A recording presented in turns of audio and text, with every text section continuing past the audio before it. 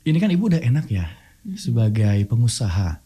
Bisa dibilang cukup sukses karena sudah buka beberapa cabang bahkan di luar Tangerang ya Bu. Ada Jepara dan juga Kudus ya. Iya.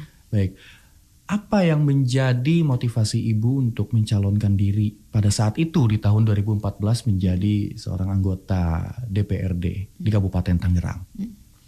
Awalnya sih sebenarnya ini kita ngomong belak-belakan aja ya. Boleh ibu silakan. Ini eksklusif berarti di sini ya Bu ya. Iya, belak-belakan. Emang perempuan bisa berbicara banyak ya di kursi legislatif. Emang hak-haknya nanti bakal bisa dipertanggungjawabkan gitu untuk kami para perempuan. Ini sejauh mana Bu? Ibu memperjuangkan teman-teman kita ini mengenai hak-hak mereka sebagai perempuan dan apa yang Ibu lihat di Kabupaten Tangerang.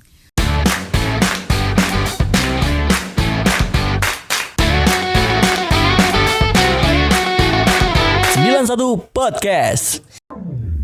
Assalamualaikum warahmatullahi wabarakatuh. 91 FM Tangerang Radio, satu suara untuk kearifan lokal. Selamat pagi pendengar dimanapun Anda berada. Disiarkan langsung dari lantai 5 kantor Bupati Tangerang bersama Andri di Tangerang Radio.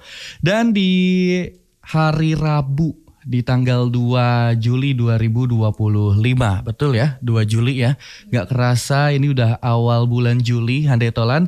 Dan tentunya kita awali dengan yang baik, kita awali dengan yang luar biasa, dan kita awali dengan yang semangat, dengan informasi-informasi yang inspiratif dan juga mendidik tentunya Handai Tolan. Dan pada kesempatan kali ini kita akan talk show spesial bersama DPRD Kabupaten Tangerang. Tepatnya anggota DPRD Kabupaten Tangerang ini adalah sosok yang selalu bikin Andri kagum dari sepak terjang beliau. Dan setiap ngobrol ada kegiatan bareng beliau itu vibes-nya beda. Pasti bikin semangat terus Handai Tolan. Selain beliau ini selalu punya visi dan juga misi yang sangat visioner untuk pembangunan Kabupaten Tangerang sebagai anggota dewan. Tapi beliau juga aktif menyuarakan hak-hak perempuan. Oleh karena itu pada pagi hari ini kita mengudara bersama perempuan hebat yang saat ini berada di kursi legislatif. Kita perkenalkan untuk Anda Handai Tolan, Ibu Dr. Honoris Causa Sri Panggung Lestari SEMM. Assalamualaikum, selamat pagi Ibu. Waalaikumsalam, selamat pagi Mas Andri, selamat pagi untuk Kabupaten Tangerang. Betul, harus semangat ya Bu ya. Semangat. Sesemangat outfit Ibu pagi ini. Orange, sengaja saya pakai orange biar cerah. Ya. Ini langsung langitnya langsung cerah loh Bu. Oh iya. Iya. Ini benar-benar mengawali pagi kita dengan hal yang luar biasa, betul. Ibu, pagi tadi gimana aktivitas Ibu dari rumah ke kantor dulu atau gimana? Aku pagi bangun biasalah ya, sholat subuh, kemudian prepare karena hari ini diminta oleh Tangerang Radio. Jadi saya siapkan outfit yang orange yang bersemangat hari ini supaya auranya keluar gitu.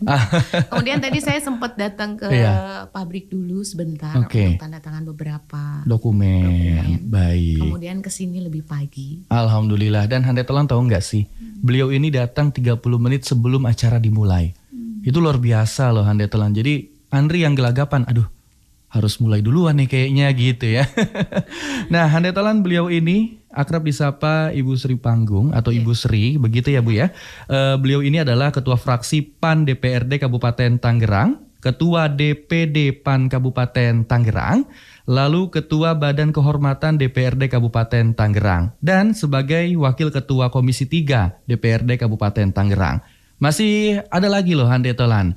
Di sela-sela kesibukan beliau sebagai anggota dewan, beliau juga seorang owner dari PT Bosan Sarang dan juga owner dari PT Kingsu Sri Utama dan owner dari PT Bosan Sarang Lestari dan juga owner PT Bosan Sarang Jepara. Dan Handai Tolan, untuk kamu yang pengen tampil menawan dan rupawan, beliau juga seorang owner dari Estetika Stem Cell Indonesia. Ibu ini luar biasa banget.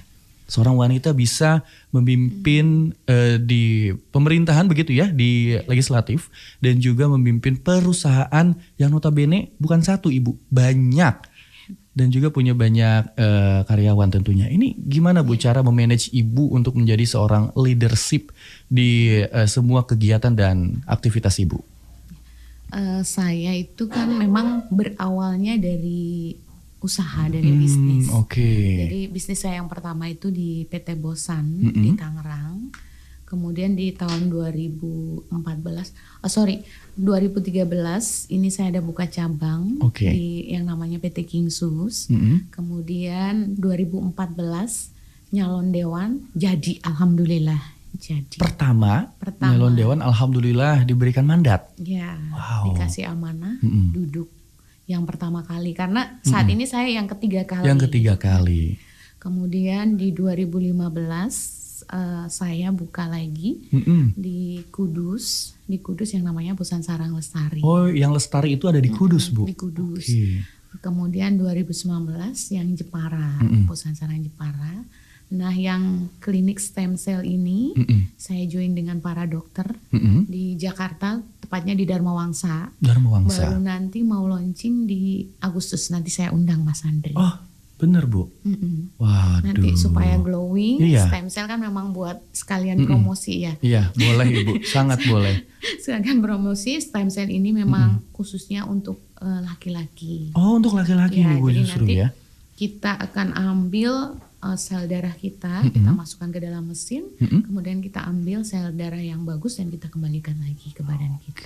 Baik. Jadi cukup aman sekali. Dan juga ada pakar-pakarnya di sana Bu ya, dokter spesialis dari Korea dan Filipina. Serius Ibu? Iya. Dari luar Ibu datangkan ke Indonesia. Iya. Wow, Korea Selatan ya, dan juga Filipina Handetolan. Ini kan negara-negara tadi kan punya track record lumayan ya mengenai kesehatan dan juga kecantikan dan ketampanan Handetolan. Tapi kita ini akan lebih fokus membahas tentang perempuan yang ada di Kabupaten Tangerang. Ibu, ini mungkin buat Andri adalah salah satu inspirasi juga untuk para wanita. Bisa memimpin banyak perusahaan, punya ide yang luar biasa gitu ya mengenai beberapa bisnis dan juga tentang pembangunan yang ada di Kabupaten Tangerang hingga akhirnya di tahun 2014 ya Bu. Pertama mencalonkan diri dan alhamdulillah sekarang sudah ketiga kalinya. Bagaimana sih Bu seorang perempuan ini bisa gitu ya punya visi yang seperti Ibu gitu, dan apa harapan Ibu untuk perempuan-perempuan yang saat ini mungkin sedang berjuang untuk mendapatkan jati dirinya gitu? Bagi saya sih yang penting kita jalanin aja seperti air mengalir, karena apapun amanah yang kita dapatkan itu semuanya dari Allah. Jadi Allah tidak akan memberikan amanah yang kita tidak mampu. Dan selagi bahu kita sanggup dan mampu untuk menopang, ya kita harus jalanin. Alhamdulillah. Saya bukan saya mau ini enggak, ya sudah. Begitu kita berjalan di perusahaan, saya jalankan bisnisnya berjalan, kebetulan nyalon dewan jadi. Diberikan amanah ya oleh masyarakat. Bisnisnya berjalan lagi, kemudian ada buka cabang, nyalon kedua jadi lagi. Alhamdulillah. Jadi, dan gitu terus ya Bu ya? Iya, jadi kita nggak perlu harus bagaimana, ikutin saja sesuai arus air. Baik, ini kan Ibu udah enak ya sebagai pengusaha, bisa dibilang cukup sukses karena sudah buka beberapa cabang bahkan di luar Tangerang ya Bu, ada Jepara dan juga Kudus ya. Baik, apa yang menjadi motivasi Ibu untuk mencalonkan diri pada saat itu di tahun 2014 menjadi seorang anggota DPRD di Kabupaten Tangerang? Awalnya sih sebenarnya ini kita ngomong belak-belakan aja ya. Boleh Ibu silakan. Ini eksklusif berarti di sini ya Bu ya. Belak-belakan. Awalnya saya itu diajak untuk bergabung di partai politik. Baik. Saya awalnya tidak ditokohkan dan tidak dianggap. Karena mungkin pertama adalah perempuan, waktu itu 2013 saya masuk di partai dan 2014 mencalonkan diri. Jadi saya dianggap perempuan mungkin bisa apa gitu ya, nggak ngerti apa-apa dan baru masuk di dunia politik belum ngerti. Newbie gitu kan. Ya Bu ya. Newbie, nggak ngerti. Ternyata begitu masuk di politik karena memang saya pembisnis, saya itu kan orangnya kayak hunter gitu lah. Oh gitu Bu. Jadi kalau segala sesuatu saya harus dapat. Gitu ya. Begitu saya masuk politik, terpancinglah syahwat politik kita. Ngomongnya begitu ya. Ada tantangannya gitu ya Bu ya. Ada tantangannya sehingga saya harus menang. Kalau begitu saya harus menang. Dan satu yang saya selalu notif, kata-kata itu adalah doa. Jadi baik. Begitu kita ngomong, aku harus dapat, aku harus menang, aku harus dapat. Ya alhamdulillah dapat. gitu. Jadi yang semula saya tidak diakui, tidak ditokohkan, ternyata duduk suara terbanyak di kala itu di partai, sehingga saya duduk. Dapil berapa Ibu? Dapil 5. Dapil 5 ya, Cikupa wilayah dan Cikupa, Panongan Curug. Wow, suara terbanyak loh Handai Tolan. Pendatang baru padahal ya Bu ya. Waktu itu. Oke, dan ini juga mungkin menjadi hal yang cukup kaget ya buat Ibu sendiri. Ternyata di pencaturan politik pun bisa berbicara banyak gitu ya. Yang awalnya didiskreditkan gitu kan. Ternyata tidak diakui bahkan Ibu ya. Itu mungkin jadi pengalaman yang cukup ini ya Bu ya, cukup membantu untuk Ibu memotivasi diri. Hingga akhirnya gue harus bisa, saya harus menang dan lain sebagainya. Jadi harus dapat gitu ya. Jadi itu yang harus ditanamkan terus ya Bu ya. Oke. Nah, sebagai seorang perempuan dan juga seorang ibu, membagi waktunya gimana sih Bu? Ini kan padat banget jadwalnya ya. Iya. Saya lebih fokus kepada apa yang harus saya kerjakan. Oke. Saya harus lebih fokus itu. Contoh, di anggota dewan harus paripurna jam 10 katakanlah. Artinya saya pagi harus urus anak, kemudian saya ke perusahaan masih bisa kan, kebetulan juga deket. Nah jam 10 saya baru ke paripurna. Jadi saya lebih fokus kepada apa yang saya hadapi terlebih dahulu. Misalkan ada masalah di perusahaan yang pertama, ya saya fokus di situ dulu. Kemudian kalau ada masalah lagi di perusahaan yang kedua, saya akan kesana dan saya hanya akan fokus untuk itu supaya hasilnya lebih maksimal. Baik. Jadi lebih menitik beratkan mana dulu yang paling urgensi gitu ya, dan harus bisa terselesaikan atau minimal sudah bisa teratasi begitu ya Bu ya. Jadi membagi waktunya seperti itu. Enggak ada komposisinya gitu Bu ya. Oh enggak, untuk keluarga ikutin sekian. aja. Oke. Ikutin aja. Kadang kan kita juga ketemu orang di luar. Seperti hari ini datang ke Tangerang Radio. Ke Tangerang Radio kan butuh waktu gitu. Cuman kan gak lama. Betul, baik. Dan ini juga sebagai upaya beliau untuk memberikan informasi kepada masyarakat loh Handai Tolan. Dan tentunya kalau misalnya masyarakat bertanya, emang perempuan bisa berbicara banyak ya di kursi legislatif? Emang hak-haknya nanti bakal bisa dipertanggungjawabkan gitu untuk kami para perempuan? Ini sejauh mana Bu? Ibu memperjuangkan teman-teman kita ini mengenai hak-hak mereka sebagai perempuan dan apa yang Ibu lihat di Kabupaten Tangerang? Perempuan udah dipastikan didengar lah ya. Contoh kemarin saya menyuarakan tentang PD Pasar. Booming kan. Oh iya, betul. Rame kan. Komisi, saya duduk di Komisi 3 sebagai wakil ketua komisi. Kebetulan Bu Gita sebagai ketua komisinya. Nah waktu ini kami menyuarakan tentang PD Pasar. Yang notabene awalnya karena memang kepemimpinan di Komisi 3 itu perempuan semua. Ketua, wakil ketua dan sekretarisnya adalah perempuan semua. Itu tadinya dianggap juga sama. Wah Komisi 3 nggak ada nyawanya gitu. Bisa Namun apa gitu ya? Bisa apa Komisi 3 karena pimpinannya perempuan semua. Namun begitu saya menyuarakan tentang PD Pasar, wah rame. Jadi on fire Komisi 3. Langsung menyala Komisi 3 berkat omongannya Sri Panggung kala itu tentang kita kritisi tentang Perumda Pasar. Ada apa Bu dengan Perumda? Perumda Pasar itu terkait kinerjanya dan PAD-nya yang memang sangat minim. Karena Ibu ada di bidang pendapatan juga ya? Kami Komisi 3 ada di pendapatan. PAD-nya rendah Ibu? PAD-nya rendah dan memang kami kritisi. Kami sempat mengusulkan untuk penggantian direkturnya. Ya. Belakangan ini karena memang ini sedikit beda topik tapi ini masih menyangkut perempuan juga. Karena wakil bupati kita juga perempuan, Bu Intan Nurul Hikmah. Pada saat kampanye karena saya juga sebagai partai pengusung dan sebagai ketua partai juga sama-sama perempuan, kami berencana untuk mengadakan UPT Trauma Healing di setiap kecamatannya. Insya Allah nanti akan sedang dibahas di RPJMD, pansusnya minggu depan akan dilaksanakan. Tapi emang Ibu Wakil itu concern banget loh Bu sama perempuan, anak dan juga ibu hamil. Kemarin beliau itu benar-benar mengawal penuh desa Caringin yang ada di Cisoka Ibu. Mengenai desa yang paling peduli dan ramah terhadap perempuan dan anak. Dan alhamdulillah Ibu masuk nominasi kalau nggak salah ya Handetolan itu tingkat provinsi dan insya Allah bisa ke tingkat nasional. Nah ini juga sama. Ini saya dengan Bu Intan berencana untuk mengadakan UPT trauma healing korban KDRT bagi perempuan. Iya. Dan ini menjadi tinta merah juga sih Bu ya, mengenai perempuan dengan kekerasannya dan juga hak-hak anak yang mungkin belum bisa terpenuhi begitu ya.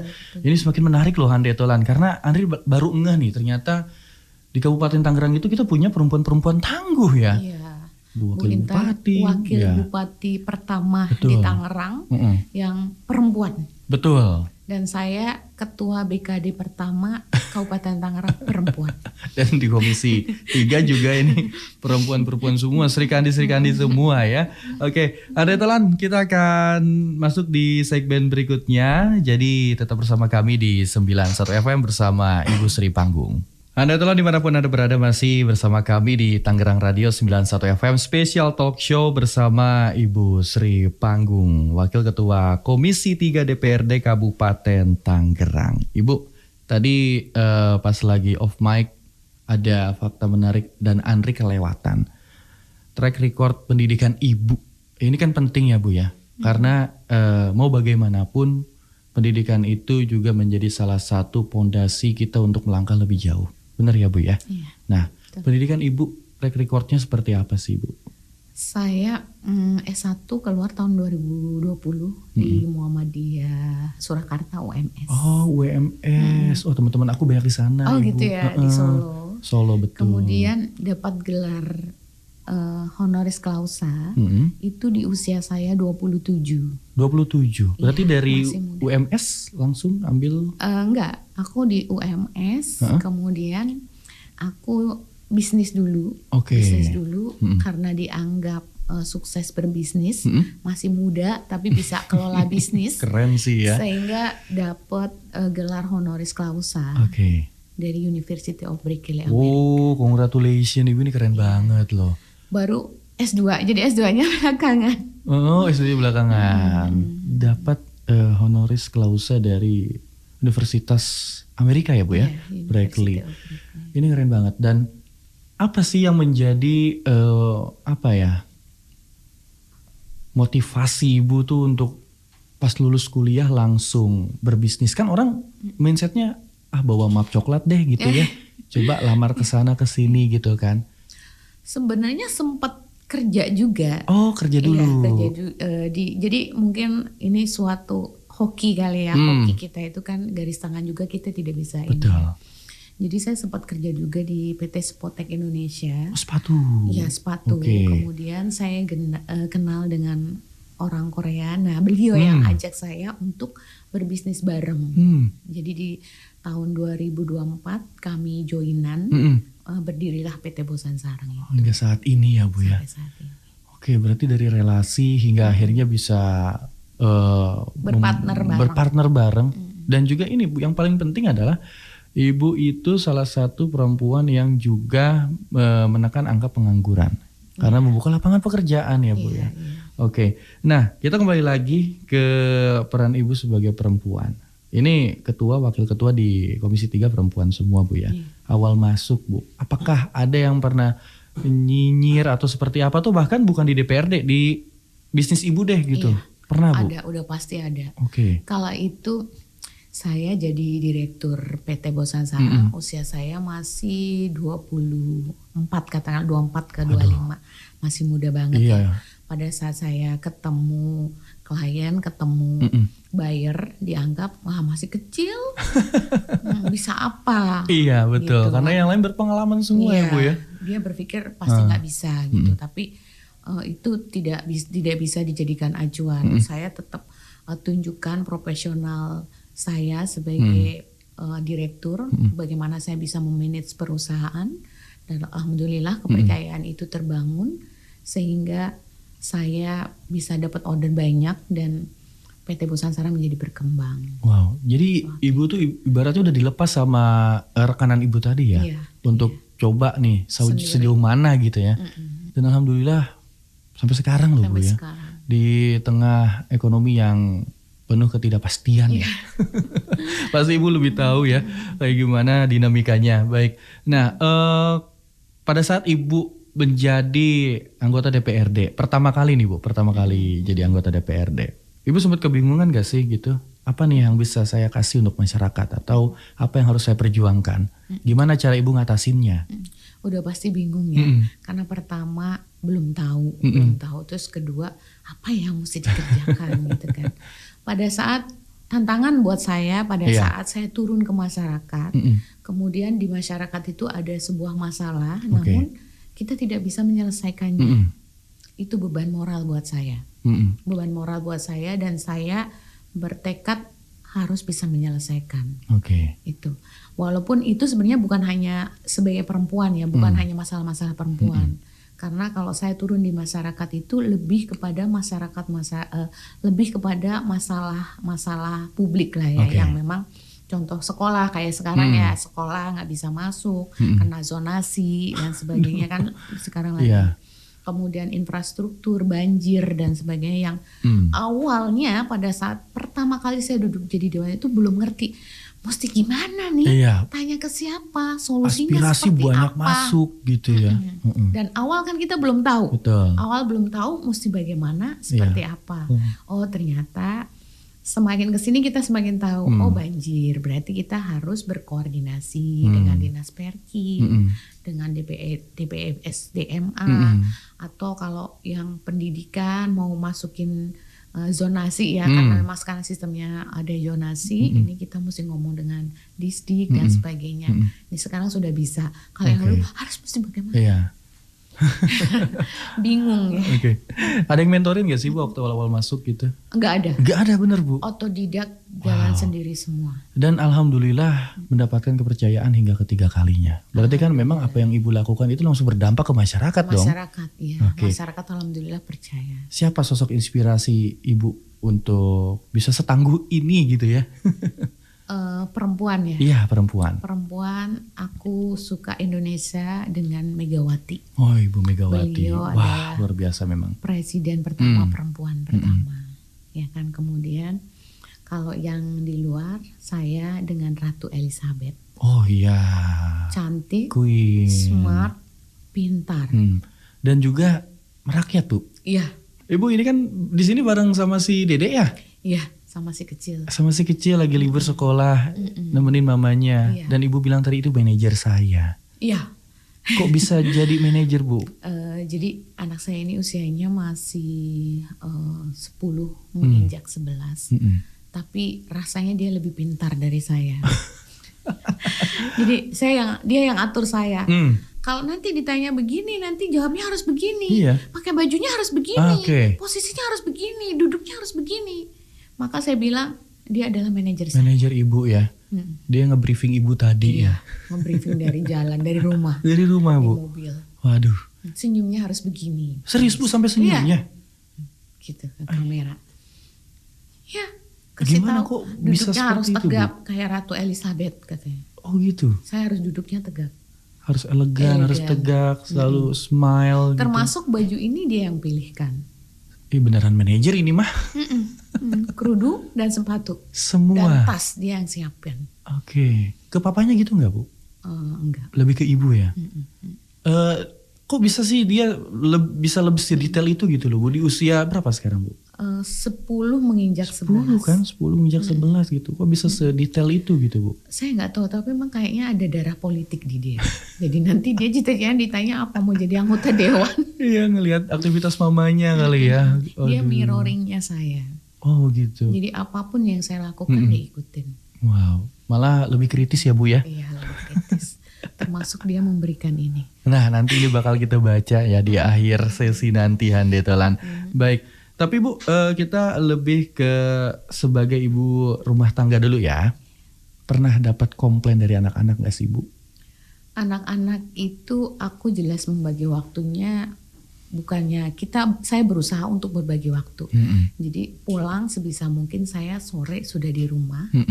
Jadi tetap bermain dengan mereka. Dan di Sabtu dan Minggu sebisa mungkin saya harus main dengan mereka. harus bareng dengan mereka. Oke. Apapun ceritanya, apakah saya ada kegiatan di luar atau apa, Tetap ikut. tapi anak-anak saya harus saya bawa. Mm-mm.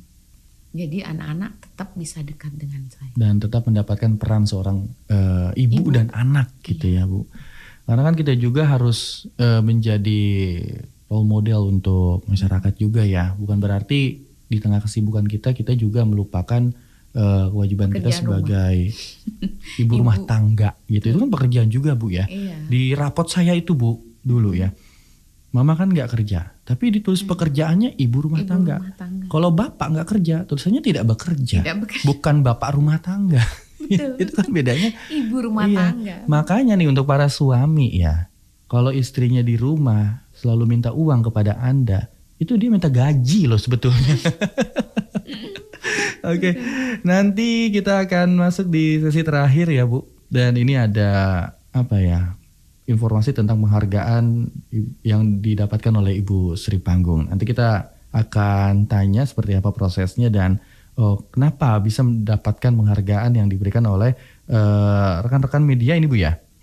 Oke, dari majalah penghargaan.com Hande Tolan. Tetap bersama kami di Tangerang Radio 91 FM. Hande Tolan, kita masih bersama Ibu Sri Panggung. Beliau ini anggota DPRD Kabupaten Tangerang dan luar biasa obrolan kita tuh nggak pernah bosan untuk disimak loh Hande Tolan. Waktu nggak berasa banget ya Bu ya. Baru duduk ya. Udah mau sejam, kurang lebih sejam Bu.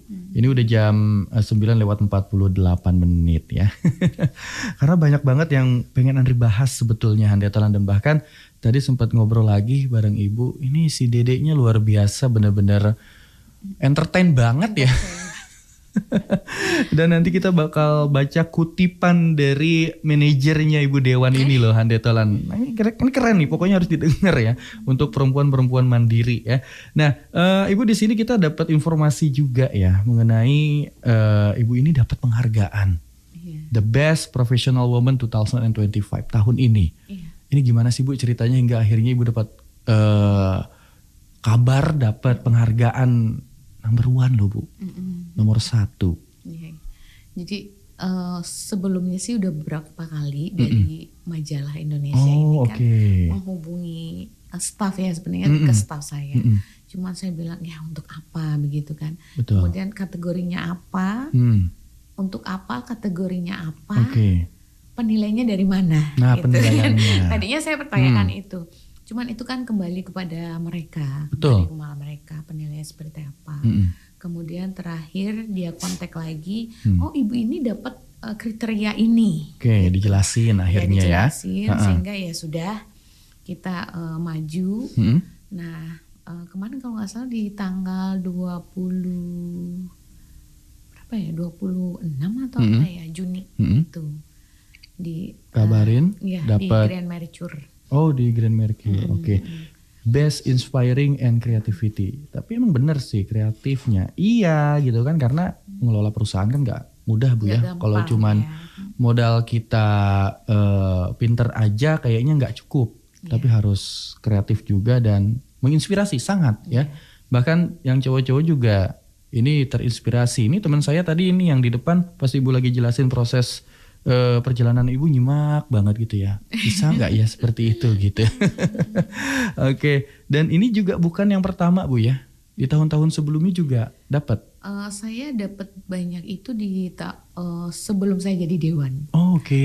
Pas jadi pebisnis. 2007, 2008, 2009, 2010, 2011, 2012. Oke. Saya banyak sekali penghargaan.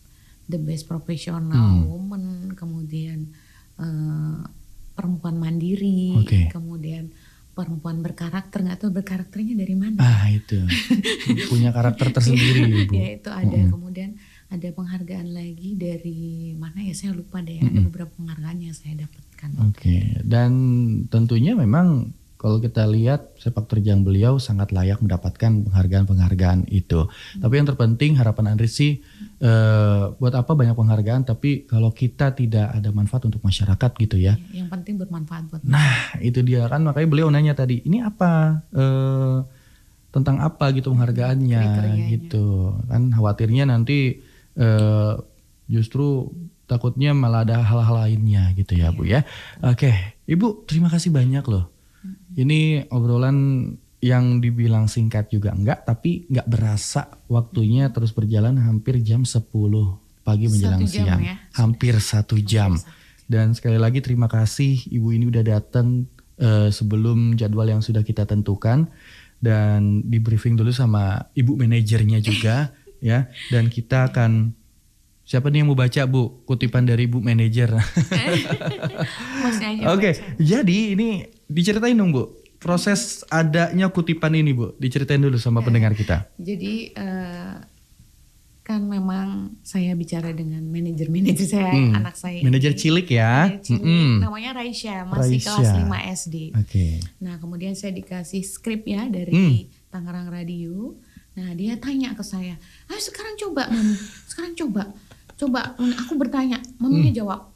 Terus saya jawabnya sedikit malas-malas, nggak boleh. Iya. Harus begini, duduknya harus begini. Iya. Dia yang atur.